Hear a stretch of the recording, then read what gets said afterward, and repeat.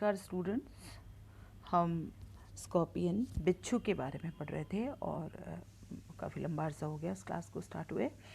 उसमें हमने Indian scorpion के general characters, habitat, external morphology, उसकी स्ट्रक्चर के बारे में, उसके अपेंडेजेस के बारे में, फिर उसके डाइजेस्टिव सिस्टम के बारे में और उसके अलावा हमने उसके सर्कुलेटरी सिस्टम के बारे में, ये सब हमने इससे पहले वाली 2 या 3 क्लासेस में पढ़ा है। आज जो है हम वो स्कॉर्पियन के आगे के सिस्टम्स का अध्ययन करेंगे और उसमें जो सबसे पहले हम बात कर रहे हैं वो है इसका रेस्पिरेटरी सिस्टम। इसका जो श्वसन तंत्र है, स्कॉर्पियन का, बिच्छू का जो श्वसन तंत्र है, उसके बारे में आज हम पढ़ेंगे। बिच्छू में जो श्वसन अंग है मुख्य रूप से वो उसके बुकलंग्स होते हैं या पल्मोनरी सैक्स जिन्हें हम कहते हैं। बुकलंग्स के द्वारा ये, पल्मोनरी सैक्स के द्वारा ये श्वसन की प्रक्रिया करता है। इसमें 4 पेयर जो है पल्मोनरी सैक या बुकलंग्स पाए जाते हैं और ये क्यूटिकुलर होते हैं, क्यूटिकल के बने हुए होते हैं और तीसरे से छठे मीजोसोमल सेगमेंट के इनसाइड, उसके अंदर की तरफ तीसरा, चौथा, पांचवा, छठा 4 पेयर पाए जा रहे हैं, तो तीसरे से छठे मीजोसोमल सेगमेंट के अंदर की तरफ ये पाए जाते हैं। ये क्यूटिकल के इन्वेजिनेशन से क्यूटिकल अंदर की तरफ अंतर्वलित हो जाती है और उससे ये बनते हैं और इनको मेन रूप से, मुख्य रूप से वेंट्रल और डोर्सल 2 पार्ट्स में बांटा हुआ है। इनको 2 पार्ट्स से मिलकर बने हुए होते हैं, प्रोक्सिमल और वेंट्रल पार्ट, और दूसरा होता है इसका डिस्टल या डोर्सल पार्ट। वेंट्रल पार्ट और डोर्सल पार्ट 2 पार्ट्स में हमने इनको बांटा हुआ है। वेंट्रल पार्ट जो है वो एट्रियल चैम्बर भी कहलाता है। ये पास वाला प्रोक्सिमल पार्ट है और छोटा है और कंप्रेस्ड एयर कैविटी के रूप में पाया जाता है। एक छोटी वेंट्रल कैविटी के रूप में ये पाया जाता है, स्मॉल सी कैविटी है और इसको एट्रियल चैम्बर भी कहते हैं। और ये बाहर की तरफ जो है एक स्लिट लाइक ओपनिंग से बाहर की तरफ कम्युनिकेट करता है और ये जो ओपनिंग है ये कहलाती है स्पायरेकल या स्टिग्मा। जो बाहर की तरफ खुलती है इसको हम स्पायरेकल या स्टिग्मा कहते हैं। दूसरा जो इसका पार्ट है डोर्सल पार्ट, ये लगभग 150 वर्टिकल फोल्ड्स और लैमेली का बना हुआ होता है, इनके रूप में पाया जाता है, जो कि एक दूसरे के पैरेलली अरेंज होती है और बुक की लीव्स के जैसे नज़र आती है, जैसे आपके किताब की पन्ने नज़र आते हैं, उस तरह से ये वर्टिकल फोल्ड्स या लैमेलीज जो है वो बुक लीव्स के रूप में नज़र आती है। ये लैमेली कंटिन्यूस होती है विद बॉडी कैविटी एंड दस फिल्ड विद द ब्लड, क्योंकि बॉडी कैविटी से सीधी जो है संपर्क में रहती है और ब्लड से ये भरी हुई रहती है। 2 पास वाली लेमेली के बीच में पतले पतले एयर स्पेस जो है वो बाउंडेड पाए जाते हैं। पतले से 2 लेमेलीज के बीच में एक होलो स्ट्रक्चर जो कि 2 थिन लेयर ऑफ क्यूटिकल की बनी हुई होती है, ये यूनाइटेड हो जाती है और एक थिन एयर स्पेस जो है इन दोनों लेमेलीज के बीच में जो है पाया जाता है। रूफ और एट्रियल चैम्बर जो है कम्युनिकेट करते हैं with these air space through many slit like openings. Slit like openings के द्वारा जो एट्रियल चैम्बर है वो इसके द्वारा जुड़ा हुआ रहता है। तो इस प्रकार से ये बुकलंग्स की जो है स्ट्रक्चर इनमें पाई जाती है स्कॉर्पियंस में। यहाँ देखिए आप, ये एक डायग्राम है जो कि मैकेनिज्म ऑफ रेस्पिरेशन को शो कर रहा है और यहाँ पे आपको एक चैम्बर दिखाई दे रहा है और उसमें लेमिलीज पाई जा रही है और बीच में इंटरलेमिलर स्पेसेस, एयर स्पेसेस जो है वो आपको यहाँ पे दिखाई दे रहे हैं। स्टिग्मा के थ्रू कैसे एयर अंदर आती है और इनके द्वारा कैसे ब्लड के थ्रू ये बॉडी में अंदर जाती है और वहाँ से वापस जो है एयर कलेक्ट होकर स्टिग्मा के थ्रू बाहर आती है।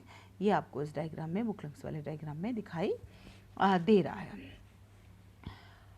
अगर हम मैकेनिज्म की रेस्पिरेशन के मैकेनिज्म की बात करें तो इनफ्लो और आउटफ्लो एयर का बुकलंग्स में it is control by action of 2 muscles. 2 muscles के एक्शन के द्वारा, ये 2 मसल्स की क्रियाओं के द्वारा ये कंट्रोल में रहता है। And these muscles are dorsoventral muscles and atrial muscles. Dorsoventral muscles और एट्रियल मसल्स जो हैं वो इसके आउटफ्लो और इनफ्लो को, बुकलंग के आउटफ्लो और इनफ्लो को कंट्रोल करती है। जब ये सिकुड़ती है तो बुकलंग्स जो है कंप्रेस्ड होते हैं और जो एयर है इंटरलेमिलर स्पेस की, ये फोर्स्ड आउट होती है एट्रियल चैम्बर में और स्पायरिकल्स के थ्रू ये एक्सटीरियर बाहर की तरफ निकल जाती है। एट्रियल चैम्बर से स्पायरिकल्स के थ्रू बाहर की तरफ निकल जाती है। जब ये रिलैक्स कंडीशंस में आती है तो बुकलंग्स अपनी नॉर्मल साइज रिज्यूम करते हैं।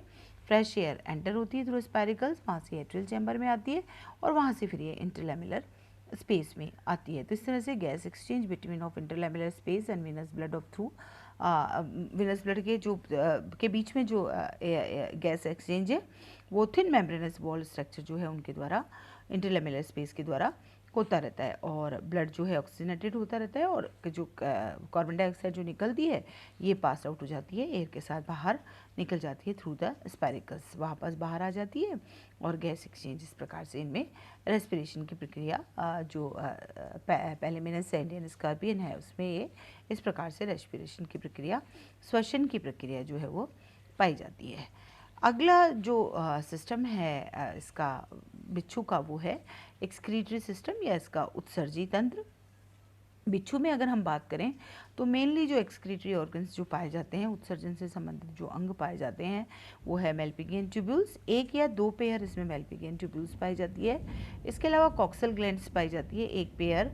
हिपेटोपेनक्रियास को भी इसके एक्सक्रीटरी ऑर्गन की तरह लिया गया है, और नेफ्रोसाइट्स और कुछ लिम्फ टिश्यू ऑर्गन्स जो हैं वो भी इसके एक्सक्रीटरी ऑर्गन्स की तरह माने जाते हैं। तो कुल मिला के malpighian tubules, coxal glands, hepatopancreas, nephrocytes and some other lymph tissues also, इस प्रकार से ये एक्सक्रीटरी सिस्टम या मिलकर ये सारी चीज़ें एक्सक्रीटरी सिस्टम या उत्सर्जी तंत्र बनाती है।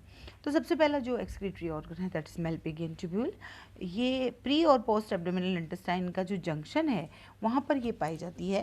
एक या दो पेयर एंडोडर्मल जो है ओरिजिन वाली मेल्पिगियन ट्यूब्यूल्स पाई जाती है, जबकि अगर हम देखें तो इसी साइज़ के जो दूसरे ऑर्थ्रोपोड्स हैं जैसे कॉकरोच हैं उनमें ये बहुत सारी पाई जाती है, मेल्पिगियन ट्यूब्यूल्स बहुत सारी पाई जाती हैं, और वहाँ पर इनका ओरिजिन भी जो है वो एक्टोडर्मल ओरिजिन होता है, एक्टोडर्मल से व्युत्पत्ति होती है, जबकि यहाँ पर ये अंतःश्रम से एंडोडर्म से इसका व्युत्पन्न होता है, और ये एक या दो पेयर ही पाई जाती है। डायमीटर इसका इरेगुलर होता है, एब्जॉर्प्शन और डिफ्यूजन कैपेसिटी के अकॉर्डिंग ये अपना डायमीटर जो है इसमें अलग अलग पाया जाता है। बॉडी से सारे एक्सक्रीटरी प्रोडक्ट्स कलेक्ट होते हैं और इनके गट में आ जाते हैं, और गट से ये अलोंग विथ फेसेस जो है वो बॉडी से बाहर निकल जाते हैं। इनका जो मेन वेस्ट मटेरियल है वो ग्वेनिन है, पर कुछ मात्रा में एडेनिन और यूरिक एसिड भी यहाँ पे जो है वो एक्सक्रीटरी मटेरियल की तरह देखा गया है। अब आप इसका एक बार डायग्राम भी देख लीजिए। ये मेल्पिगियन ट्यूब्यूल आपको नज़र आ रही है, बीच में इसका ल्यूमेन है, लॉन्गिट्यूडनल मसल्स हैं, बेसमेंट मेम्ब्रेन है, पेरिटोनियल शीथ है, और इस प्रकार से गोलाकार सी संरचना जो है वो मेल्पिगियन ट्यूब्यूल के काट की आपको यहाँ पे नज़र आ रही है, जो कि इसमें एक या दो पेयर पाई जाती है। फिर दूसरा जो एक्सक्रीटरी ऑर्गन है मेन वो है कॉक्सल ग्लैंड्स, और एक पेयर शाइनिंग वाइट प्रोसोमा के एक तरफ या दोनों तरफ लगी हुई है पाई जाती है। ये सिलोमोडक्ट से डिराइव होती है। 5 पेयर पाई जाती है एम्ब्रियो में, 2, 4, 5, 6, 8 सेगमेंट जो है वहाँ पर एम्ब्रियो में ये 5 पेयर कॉक्सल ग्लैंड्स पाई जाती है, लेकिन जो एडल्ट है उसमें केवल 5th सेगमेंट वाली जो कॉक्सल ग्लैंड है केवल वो ही पाई जाती है, बाकी सारी कॉक्सल ग्लैंड से वो नहीं पाई जाती।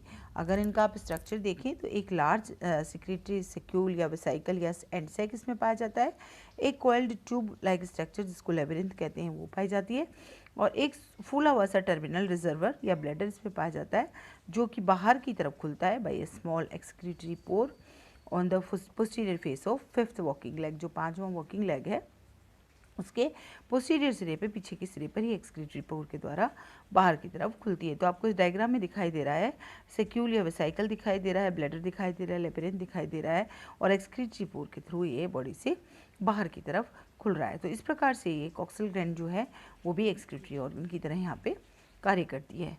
ये क्रस्टेशिया के ग्रीन ग्लैंड्स के सिमिलर मानी गई है, जो कॉक्सल ग्लैंड्स है उससे कंपेरेबल है ये, और ये ब्लड से नाइट्रोजनस वेस्ट को कलेक्ट करती है, और वेसाइकल और लेबिरिंथ के द्वारा ये कलेक्ट किया जाता है, और एक्सक्रीटरी पोर के थ्रू ये बॉडी से बाहर छोड़ दिया जाता है।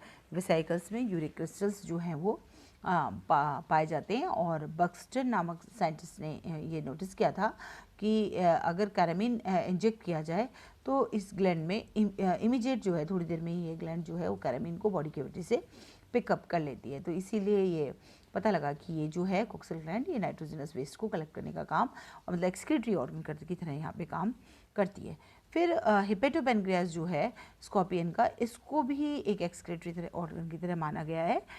एक्चुअली क्या है कि साइंटिस्ट ने ये देखा, पेवलोस्की नामक एक साइंटिस्ट हुए जिन्होंने ये देखा कि अमोनिया कैरामिन अगर इंजेक्ट किया जाए तो ये माइन्यूट ब्राइट रेड ग्रेन्यूल्स की फॉर्म में जाके हिपेटोपेनक्रियाज में छोटे छोटे लाल दानों के रूप में इकट्ठे हो जाते हैं inside the cells of the hepatopancreas. तो इसलिए ये माना गया कि it is also serve as an excretory organ. फिर लास्टली नेफ्रोसाइट्स जो हैं या लिम्फ टिश्यू ऑर्गन्स जो हैं कुछ, वो भी स्पेशलाइज्ड स्ट्रक्चर्स हैं जो कि excretory as well as phagocytic दोनों ही तरह का फंक्शन करते हैं।